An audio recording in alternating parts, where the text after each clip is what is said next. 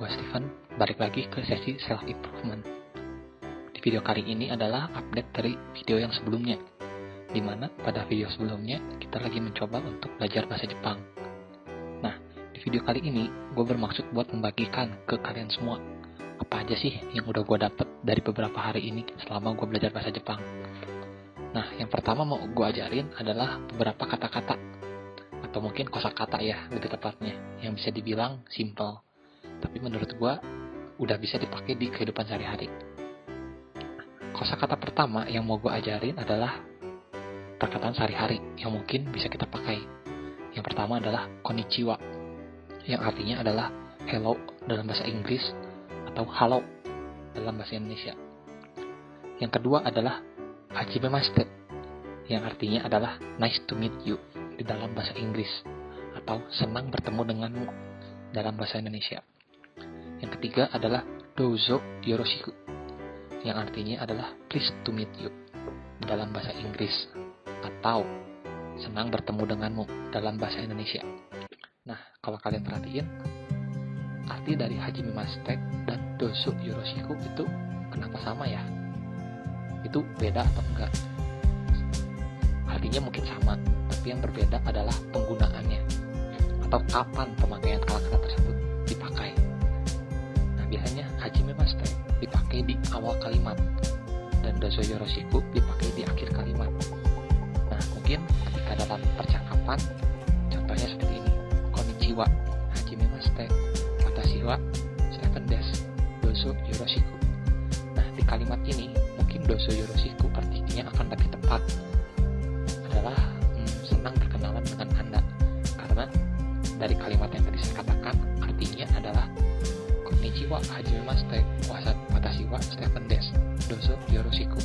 Artinya adalah halo, senang bertemu denganmu, nama saya Steven, senang berkenalan dengan Anda.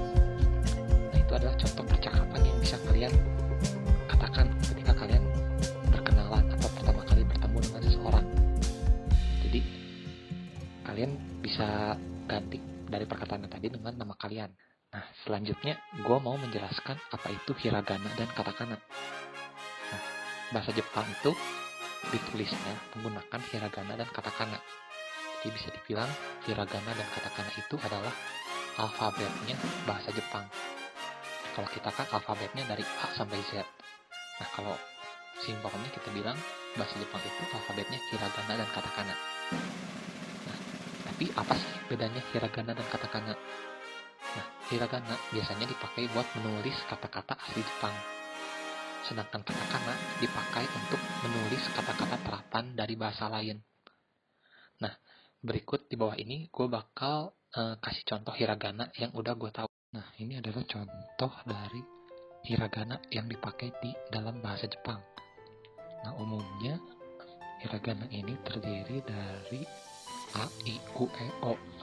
Kemudian ditambah seperti W jadi wa, R jadi ra, M sama I jadi mi, T tambah I jadi ci, S dan I jadi shi, dan K tambah O jadi ko. Nah, itu adalah penggunaan hiragananya. Nah, untuk pelajaran kali ini, berhubung hiragana sudah saya tampilkan semua, kalian apabila memang mau dan pengen serius untuk belajar, akan lebih baik kalau kalian mencoba menghafal kata-kata atau mungkin lebih tepatnya huruf dari hiragana yang sudah saya berikan. Nah, kalau saya sendiri biasanya ketika menghafal kata-kata, ya dalam kasus ini adalah bahasa Jepang, saya melihatnya kata-kata bahasa Jepang itu seperti simbol atau kata-kata yang butuh pola untuk dibikin. Jadi ada polanya, mungkin ada urutan pengerjaannya supaya bisa menjadi sebuah huruf atau kata. Nah, biasanya saya akan mencoba belajar dengan cara menulis dan repetisi. Jadi saya menulis huruf tersebut berulang-ulang sampai saya hafal. Jadi saya membuat muscle memory supaya saya bisa hafal kata atau huruf tersebut. Nah, biasanya saya akan pakai sistem pengulangan mungkin 100 kali per huruf. Kenapa? Karena saya dapat info di internet ketika kita melakukan sebuah pekerjaan mungkin 100 kali, itu akan membuat muscle memory yang membuat kita lebih mudah mengingat.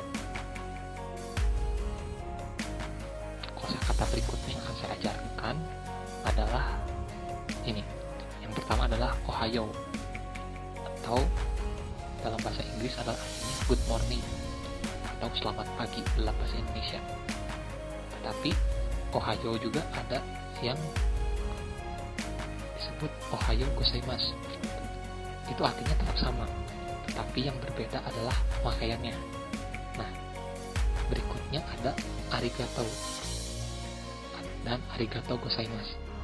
Nah, arti arigato dan arigato gozaimasu itu adalah thank you dalam bahasa Inggris atau terima kasih dalam bahasa Indonesia. Nah, sekarang apa sih bedanya Ohayo dengan Ohayo gozaimasu atau arigato dengan arigato gozaimasu? Perbedaannya adalah yang satu untuk kegiatan formal, yang satu lagi untuk yang tidak formal. Maksudnya formal dengan tidak formal apa? Formal dipakai ketika kita berbicara dengan orang yang memiliki jabatan lebih tinggi atau orang yang kita hormati. Contohnya guru, orang tua, ataupun atasan di tempat kerja. Sedangkan untuk kegiatan yang tidak formal dipakai untuk kepada teman, sahabat, ataupun orang-orang yang seumuran dengan kita. Jadi untuk orang-orang yang seumuran dengan kita atau sepantaran, kita boleh pakai kata-kata yang tidak formal. Kata-kata berikutnya adalah sumimasen, yang artinya adalah I'm sorry dalam bahasa Inggris, atau maaf atau permisi dalam bahasa Indonesia. Berikutnya adalah iye, yang artinya adalah not at all dalam bahasa Inggris, atau mungkin dalam bahasa Indonesianya oh tidak apa-apa atau jangan dipikirkan. Yang terakhir adalah dozo. Nah, dozo ini sebenarnya penulisannya sama dengan yang pertama, yaitu yang dozo yoroshiku. Tetapi artinya dozo sendiri adalah here you go dalam bahasa Inggris, atau silahkan mungkin dalam bahasa Indonesia. Nah, penggunaannya akan gue kasih seperti ini. Nah, di sini gue akan menjelaskan cara pemakaian kata-kata yang tadi kita udah pelajarin di dalam sebuah percakapan simpel. Anggaplah kita baru pertama kali bertemu dengan seseorang. Saya akan menyapa dengan menggunakan konnichiwa. Nah, dia akan membalas konnichiwa, hajimemashite, watashi wa, namanya dia des. Nah, gua akan membalas dengan namanya ditambah dengan san, kemudian hajimemashite, watashi wa Stephen des, dozo yoroshiku. Nah, dia bisa membalas dengan Stephen san, dozo yoroshiku. Nah, di percakapan kayak ini, konnichiwa tuh bisa kalian ganti dengan ohayo atau ohayo gozaimasu, karena kedua-duanya adalah kata sapaan. Jadi konnichiwa bisa kalian ganti dengan ohayo atau ohayo gozaimasu. Nah, yang berikutnya adalah ketika kita mau memberi atau menerima sesuatu dari seseorang. Contoh, gue mau memberikan coklat kepada seseorang. Misalkan gue akan menyapa dengan namanya, nama dengan san, kemudian chocoreto, dozo. Nah, dia akan membalas dengan chocoreto, arigato atau arigato gozaimasu. Nah, gue bisa membalas dengan iye. Nah, itu adalah salah satu contoh ketika kalian mau memberikan sesuatu kepada seseorang. Bisa kalian ganti mungkin dengan barang apapun, kalian bisa ganti dengan barang apapun. Nah, di kali ini gue mencontohkan dengan coklat. Nah, untuk yang terakhir adalah penggunaan sumimasen. Sumimasen itu bisa kalian pakai ketika kalian mau meminta maaf atau menyapa seseorang. Nah, contohnya adalah ketika anggap saja kita lagi di coffee shop. Nah, kalau kalian mau memanggil waitersnya atau pelayannya, kalian bisa menggunakan sumimasen sambil mengangkat tangan. Nah, itu adalah contoh beberapa kosakata yang udah bisa kalian pakai di percakapan simple. Di akhir video bakal gue kasih sebuah exercise atau latihan di mana kalian bisa isi kata-kata yang kosong dan jawab di kolom komentar dengan jawabannya. Apabila jawabannya benar, gue akan masukin di video di part 2 berikutnya. Jangan lupa subscribe, like, dan komen, serta share ke teman-teman kalian yang berminat untuk belajar Jepang bareng-bareng. Kalian bisa follow Twitter di link di bawah untuk dapat update dari channel ini.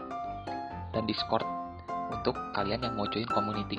Kalau kalian mau belajar atau mencoba hasil pelajaran ini bareng-bareng dengan gue, kita kita bisa bercakap-cakap mencoba hasil yang kita udah pelajarin. Mungkin segitu aja dari gua. Nama gua Steven. Sampai ketemu di video berikutnya.